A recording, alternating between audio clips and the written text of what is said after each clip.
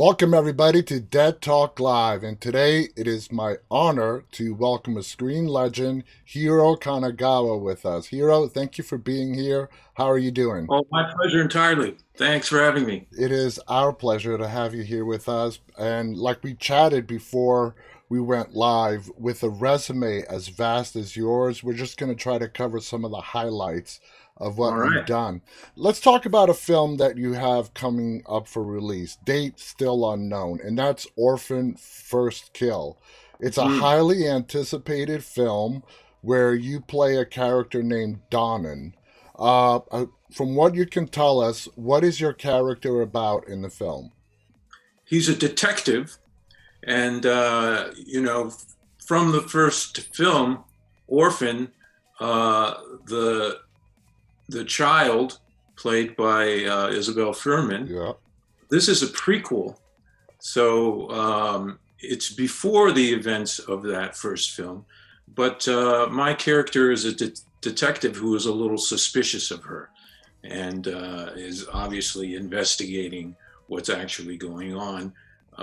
We shot that film in Winnipeg, Canada, at the basically at the height of the pandemic, the Wow. first wave of the pandemic. So it was um, it was definitely an unusual experience in that regard. It was my first, shoot going away somewhere during the pandemic, and in those days, obviously, we didn't really know what we were dealing with. So there was a lot of care taken with the COVID protocols and so on. And somehow we did manage to get that done. And I think fans of the original film are going to be really excited and interested to see that Isabel Furman is reprising the same role some 13 or 14 years later. And of course, when she made the original film, she was actually still a child.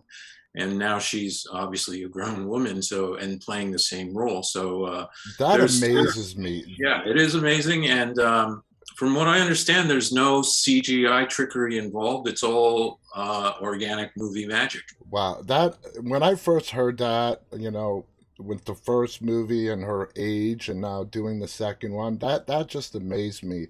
Now the movie is directed by a former guest of ours, William Brent Bell. Right. Great guy. What was your experience working with Brent?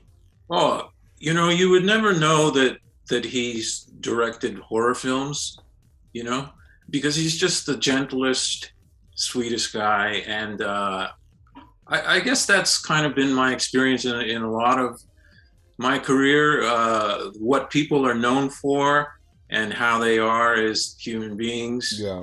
meet them one on one. There's very often a large discrepancy, especially when you're talking about the horror genre, Yeah.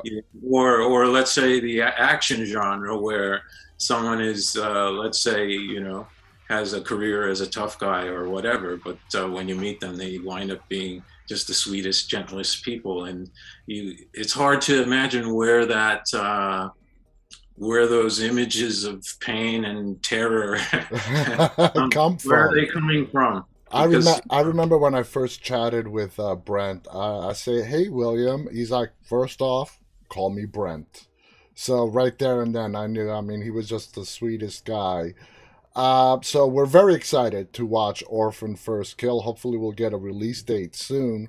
Now, let's yeah, talk about the science fiction genre, which is your most recent on-screen appearance, and we're talking, of course, about Star Trek Discovery. You play Dr. Harai, who is, let me get this accurate, an astrolinguist and hmm xenophonology and theoretical semiotics. That's quite a mouthful there.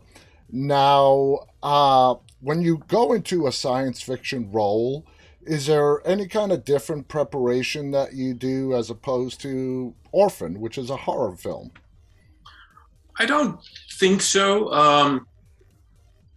Very often nowadays, because of the secrecy with scripts and so on, um, it's hard to even know what you're going to be doing. Uh, Obviously, if you're a series regular and so on, you might have more information. Yeah. But with the case of Dr. Hirai, I'm kind of like, uh, I'm kind of like in NFL terms, I'm kind of like a player they picked up at the trade deadline, who's going to Yeah. join the team for the last 6 games of the season or whatever. So I came in when nowadays a lot of shows, when you audition, you don't even actually audition with the scene from the actual show, from Yeah, the you actual get script sides. because of the secrecy, right? Yeah. So I didn't actually know much about the character until I finally got the first script. So in that sense, there's not a whole lot of time to prepare in advance, but there are always, going to be advisors on set, and that's true of obviously if you're playing law enforcement or a medical situation, there are going to be medical advisors, there are going to be law enforcement advisors, military advisors, as the case may be, and even with science fiction, I know that for this storyline where we, for the first time, communicate with the 10C of Hmm. species from beyond the galactic barrier, which is in no ways anthropomorphic. Um, I know from speaking with the director and Michelle Paradise and the writer of that particular episode that there was quite a bit of research with people who actually study this kind of thing. Yeah. What would communication with an alien life form be like? How Hmm. would that, what would the first steps be, and so on? And obviously there are people who have studied it, and so it was actually quite fascinating to hear about all of the research that went into that. Wow, I didn't know they delved that deeply into it. Now, what drew you to the role? Was it the character? Were you a Star Trek fan and just were dying to be a part of this franchise? Mm-hmm. Well, anyone my age, we grew up in our childhood.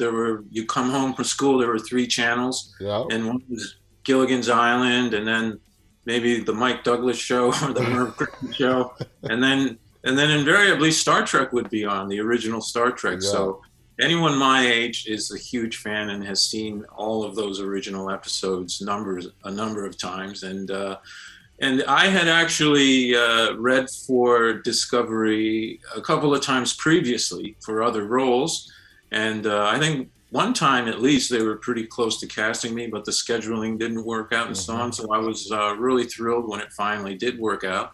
And then, to finally learn what my character would be and to learn what the situation was, that to me was just icing on the cake. Yeah. The fact that my character would, have a substantial role in this very pivotal Hmm. episode where, for one of the first times in the franchise's entire history, humanity communicates with a species from beyond the galactic barrier. Exactly. I completely So, agree with you. Now, Dr. Harai is very calm, has a very calm but cold demeanor.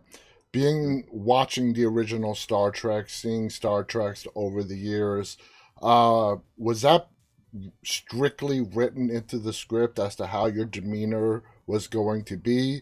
Did you have some input into it as to how you wanted to bring him to life?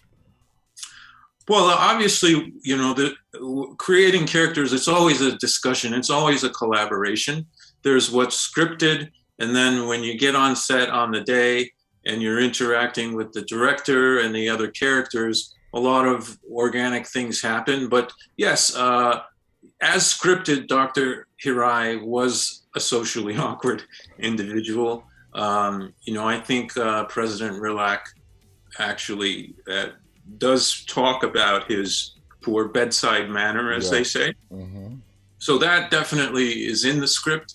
And but in playing him over the course of the 4 episodes, I was very definitely able to find, I think, his humanity in the ways in which he's not just an a-hole, right? Exactly. So Exactly. I totally agree.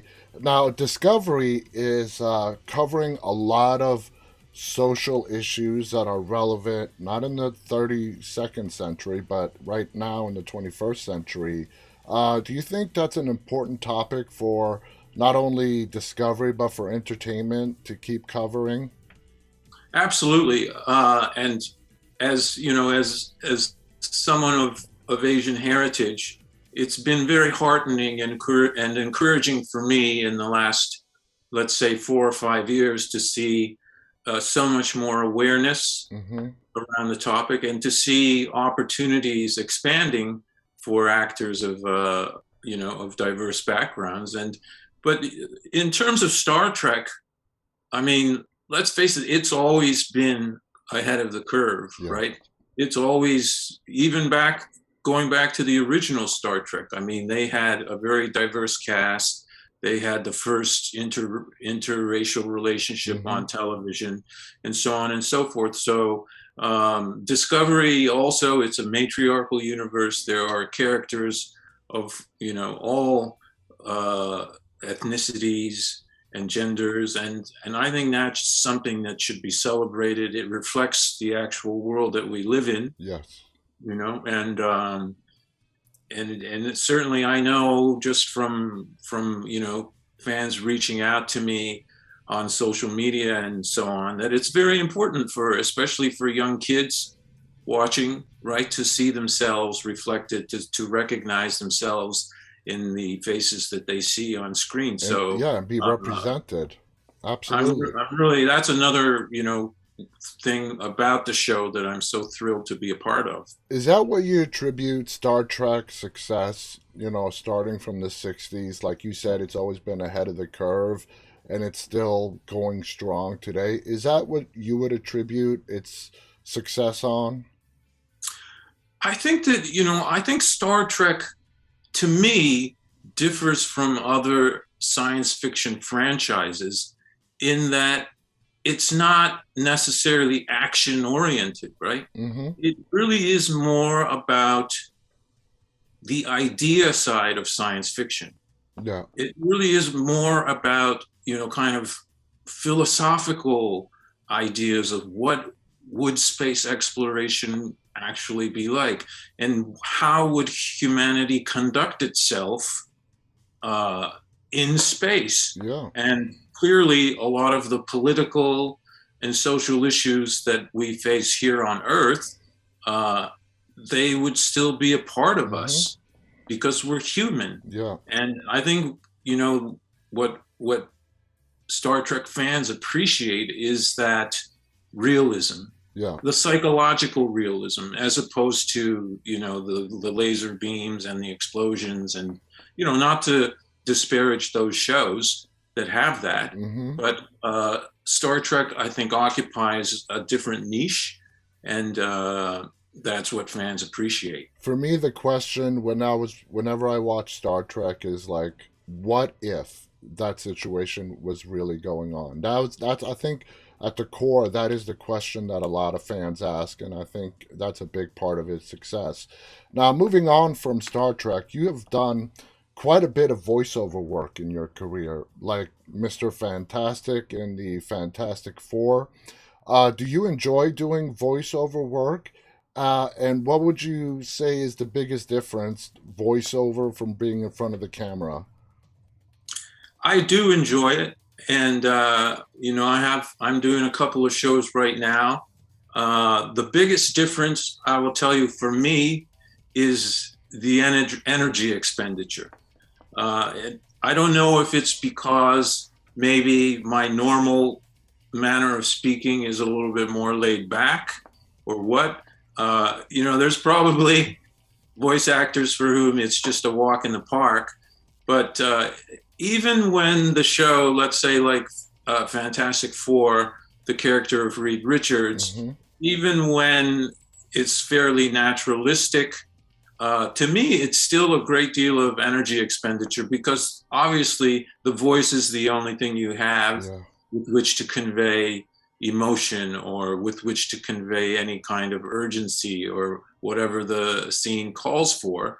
And for me, that's a much greater energy expenditure than live action acting in front of a camera, Wow. especially because film and television acting today in North America tends to be understated, right? Yeah, yeah. It's kind of a less is more situation in film and television. Theater, of course, you have to play the size of the room, Hmm. um, and then voice is perhaps not as big as being on stage in 1,000 seat house, That's but true. Yeah. it's still a fairly large energy expenditure for me, and actually I enjoy that. That's awesome. I would definitely have thought actually being in front of the camera where you got to use body movements, voice, and everything would be a lot more taxing. But it's very interesting to hear that it's the voice and the amount of energy that goes into it is actually more taxing than just being in front of the camera. That's very fascinating. Now, I want to talk about one of my favorite characters of yours, and that is the one of a brain eating zombie lieutenant in iZombie. I love that show. That show has a cult following. First off, when you got the role, did it surprise you that it lasted as many seasons as it did? Not at all. I mean, it was such. I don't want to. I mean, the word charming comes to mind, which is a Yeah. strange word to associate with zombies. But nevertheless, I thought it was such a fresh take on the zombie genre. I mean, to combine zombieism Mm-hmm. with the humor that show had and the humanity that show had. I thought was a great combination. I wasn't surprised at all to see it go as long as I did, and I was very, disappointed that my character, unfortunately, had to self-immolate at the end of season one. And Yeah. he did Yeah. make a brief cameo in a flashback a couple years later, but I liked it because, I mean, we have seen throughout movies and TV shows zombies try to be portrayed differently in many different ways. And there have been movies that have come close to what iZombie did. But the way iZombie pulled it off, and it just worked so well. What was the atmosphere on the screen working? I mean, on the set working with everybody? Did you guys all have like a lot of fun working with each other? oh yeah, I mean, from what I remember, it just being no tension whatsoever, and it just a whole lot of fun, and yeah, I my memory of it is a great deal of fun every time I was there for sure. Now you have gotten to work on Marvel stuff, DC with Smallville. You were on Supernatural. You were on countless hit television shows.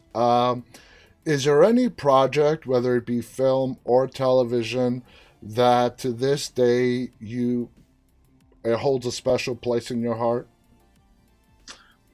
I think in recent memory, Altered Carbon Mm-hmm. stands out for me.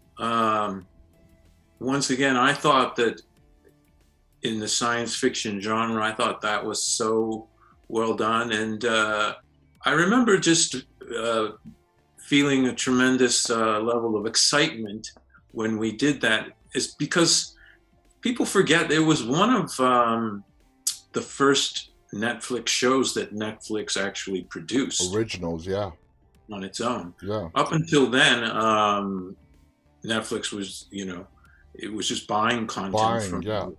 that had already been made. So there was that aspect of it, and then just the production values were just so immense. Mm-hmm. Um, so that it was more like shooting a feature film, Yeah. right? That happened to be 10 or 12 hours long, uh, and everything about that was exciting for those reasons. And then just the cast that was assembled as well. It was everything about that experience. Still I still have very fond memories about that. Well, let me ask you about that. Here you are, you're cast, you're doing a show that is produced by Netflix. They're still new to this. Um, in your mind, back then, Netflix is back, when they were starting to make their own original stuff. they were trying to get the ball rolling. Did you see it as a step down from doing regular television or film No. work, or were you like, all right, Netflix is producing original content. Let's see where this goes.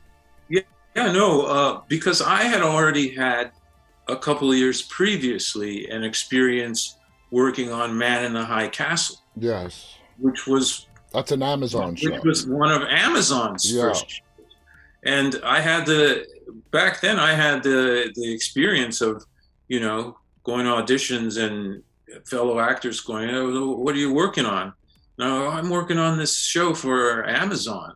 yeah, And they would look at me like, yeah, what? yeah, Amazon is making shows? yeah, You know, but then and of course when I was first cast on Man in the High Castle, I had no idea what to expect.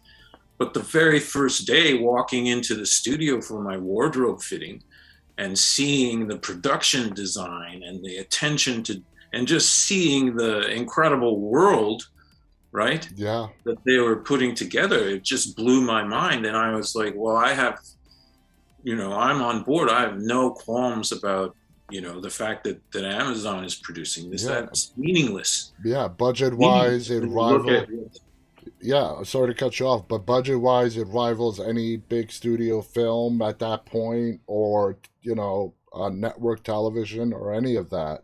And now we know where that has led to, where we are today. All the major players on the streaming market are producing their own content. Now, your first credit is like in '79.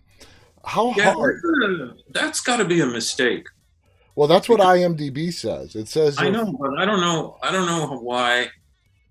I may have even tried to get that removed or corrected at one point, but was it I don't know earlier why than it's there. '79 or later? I was in high school in Oh, '79. okay, okay, Yeah, okay. part of the I can Okay. remember. So let's go even to the '80s and breaking in into television and film, and compare it to the the people that you see today, young folks or not so young folks coming into entertainment.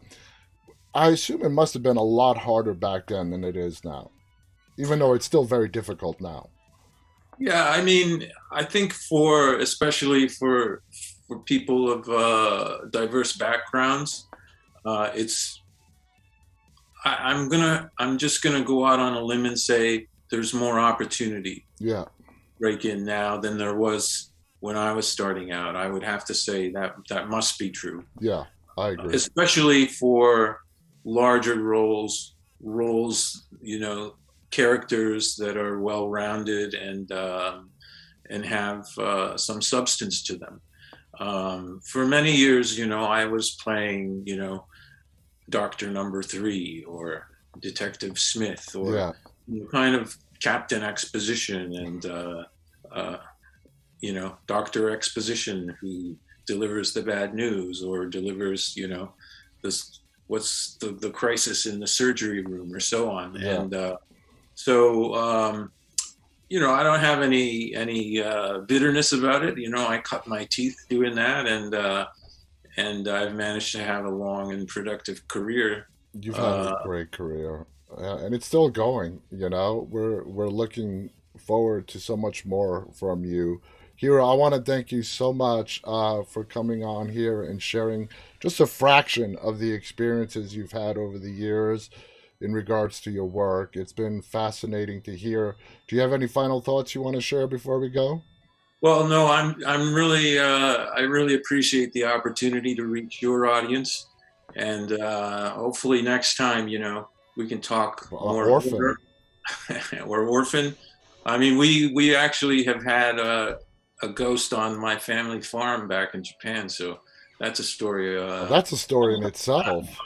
Yeah. I'd love to talk about that. I want to thank everybody who tuned in live and those of you who are going to watch this later on. Again, thank you to our guest, Hiro Kanagawa, who took time out of his afternoon to spend with us. Thank you, everybody. Stay safe. And on behalf of Hiro and myself, stay safe, stay walking. Bye, everybody. Bye bye.